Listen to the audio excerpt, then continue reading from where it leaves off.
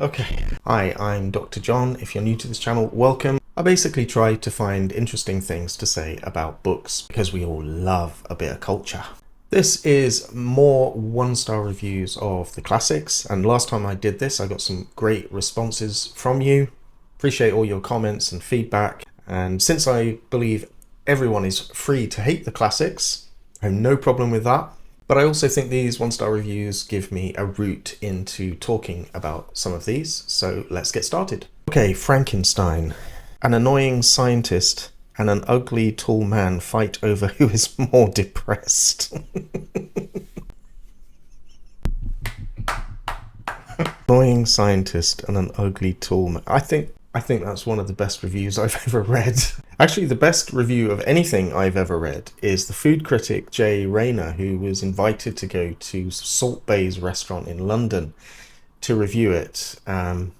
Jay Rayner, if you don't know him, is quite a bombastic figure, and he loves his fine dining. And instead of reviewing Salt Bay, he set up a table with a checkered tablecloth and a seat outside the restaurant on the street, ordered a kebab and reviewed the kebab, which I think is just poetic. An annoying scientist, ugly tall man fight over who is more depressed. Well, yes, Frankenstein is in some ways a depression competition. I mean, I think it was Karen O'Brien, one of the leading scholars on Frankenstein, said that the chief mood of the novel is remorse. So yeah, there's a lot of depression.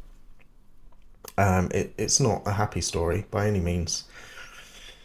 And Frankenstein's monster, the creature, his ugliness is kind of the problem, because no one will look at him, no one will honor him with any form of compassion other than the blind man, De Lacy. But everyone with eyes refuses to look at him because of his ugliness. And so one of the themes here is prejudice, the prejudice of those who won't look at him. He says himself that he feels within himself to have an element of compassion and humanity, but others only see the ugliness of the creature, and so they don't dignify him with a proper selfhood. This is something that I looked at in depth on my deep dive video essay on Frankenstein, so check that out if that interests you. Crucially, of course, the creature is given no name. We often now think of Frankenstein as the monster, but of course Victor Frankenstein is the scientist who creates him. He's simply called the creature, he's called a beast, and various other derogatory names. And I think endowing him with a name may have given him some level of dignity. As the reviewer says, he's just an ugly, tall man. That's brilliant.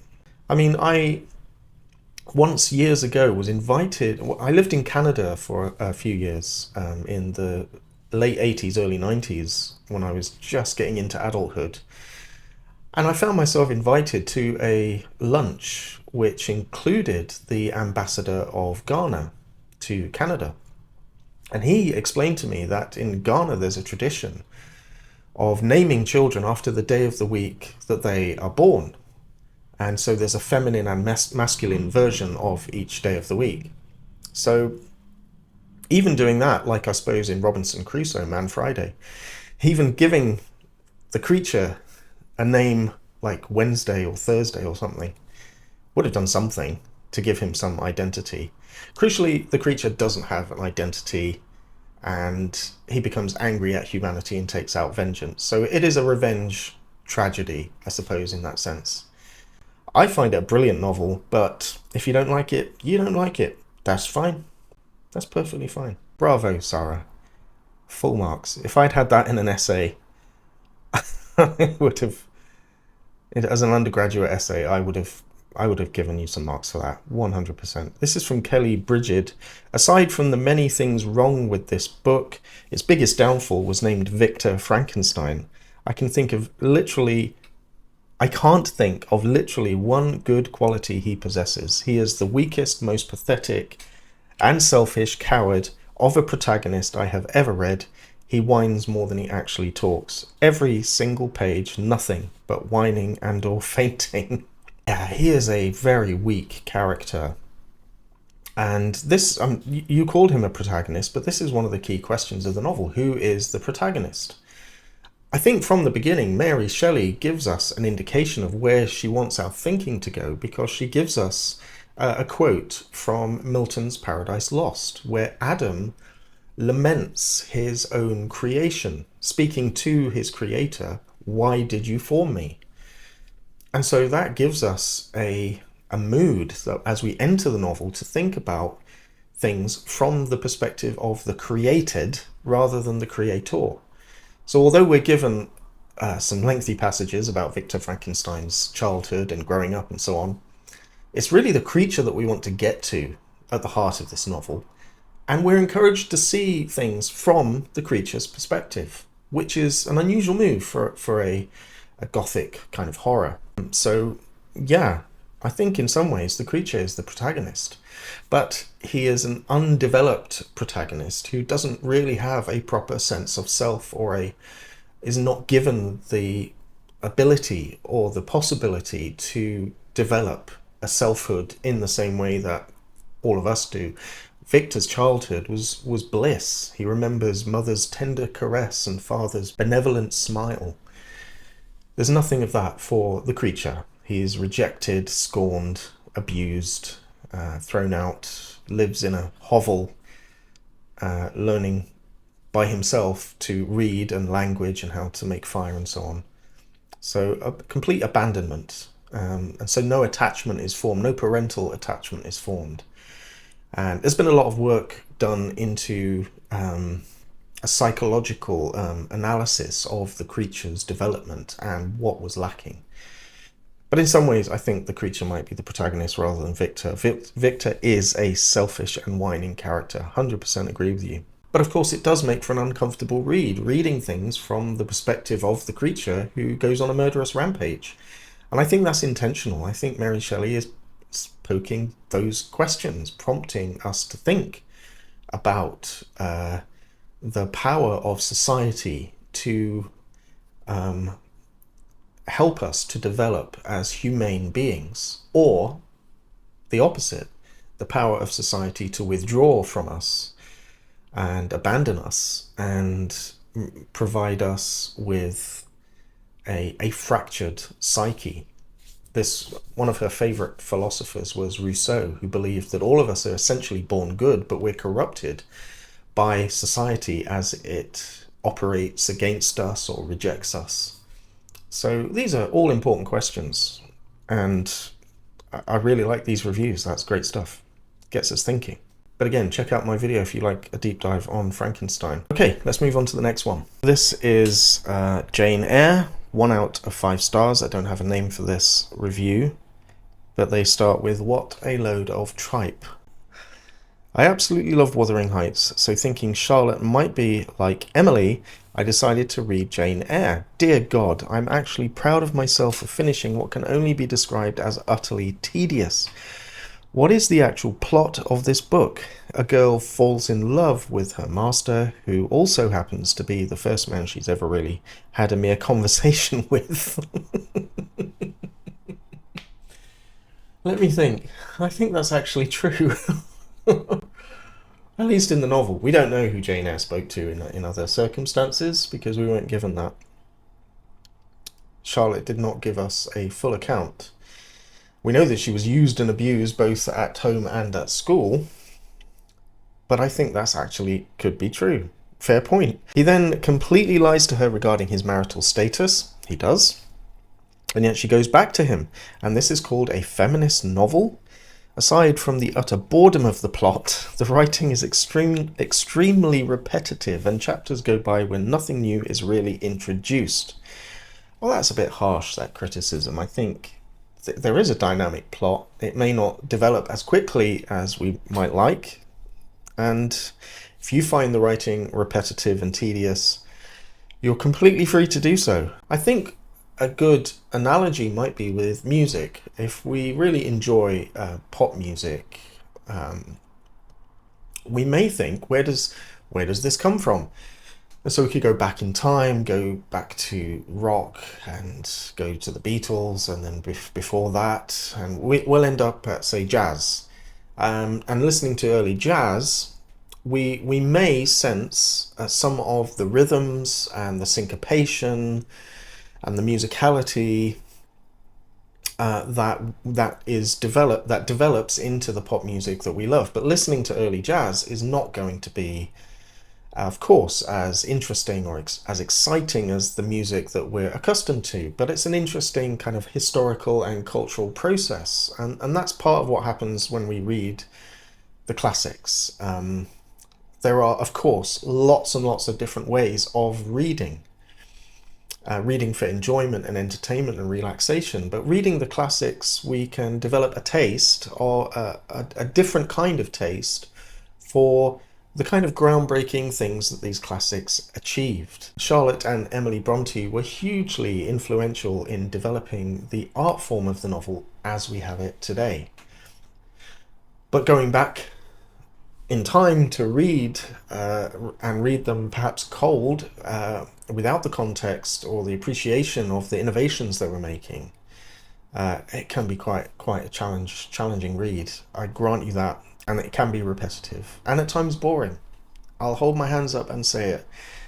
I have at times been bored reading classics. I did my doctoral thesis on the sonnet sequence tradition, and I had to read all 56 sonnet sequences published in the 1590s and early 1600s as part of my research. And much of it is highly repetitive and derivative, kind of samey. But every now and then you'll come across something that's different. It catches your eye and you think, okay, something innovative is happening here. They're changing the form, they're changing the art. That's what we have when we read the Brontes.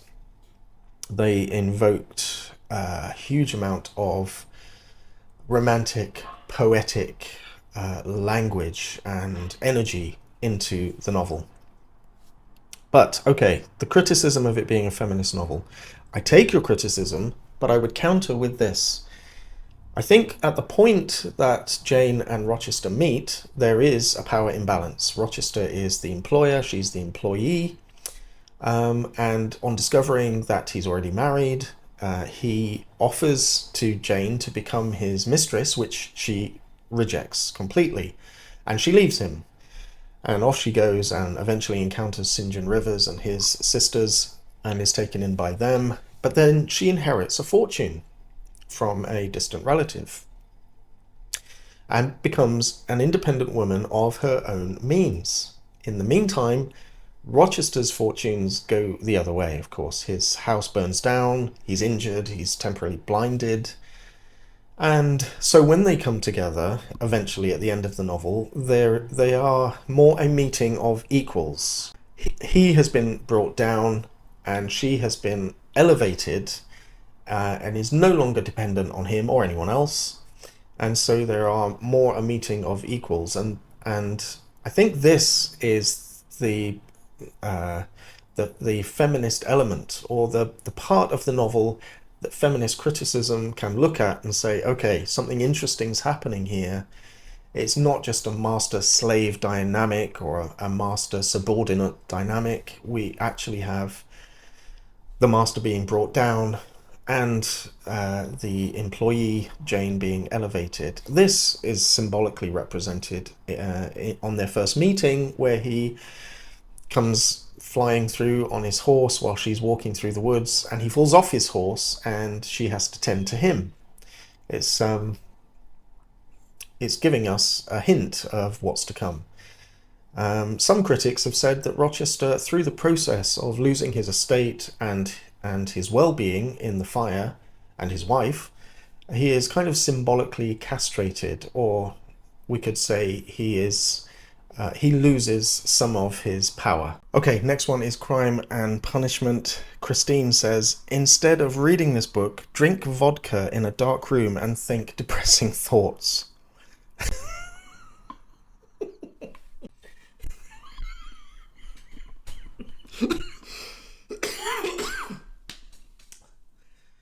Okay, That will give you about the same experience and you'll have a better time. Yeah. Do you know, the drunkest I have ever been was on vodka. I had a Polish neighbour. We're invited to a Polish barbecue with him and his Polish friends. To me, a barbecue is mainly about the food. What I learned is that in Polish culture, perhaps it's more about the vodka. We had shot glasses, and as conversation flowed, every time something interesting was said, or funny, or witty, we all took a shot. And you turn around to get your Polish sausage off the barbecue. As you turn back, the shot glass is full again. I think 6 of us went through 8 bottles of vodka that night. Much of it is lost to time. I had a great time. I loved it. I absolutely loved it. But then it took me 3 days to recover, and I have never been able to touch vodka since. If that's your take on crime and punishment, I can see where you come from.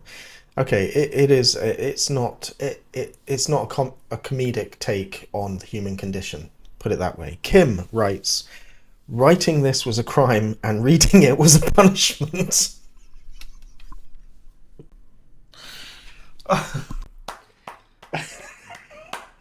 Well done, Kim.